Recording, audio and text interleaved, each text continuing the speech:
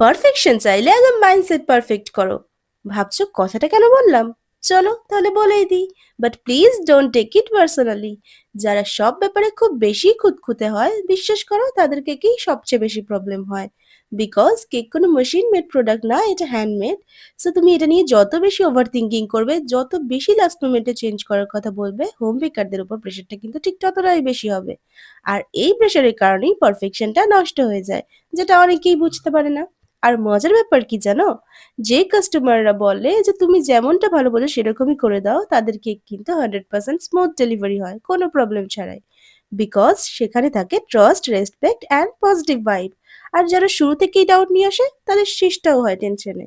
So please cake order করার আগে অবশ্যই মাইন্ডসেটটা ঠিক করো। আর ভিডিওটা ভালো লাগলে লাইক, কমেন্ট, শেয়ার আর সাবস্ক্রাইব করে পাশে থেকো। দেখা হচ্ছে নেক্সট ভিডিওতে। Thank you for watching. By.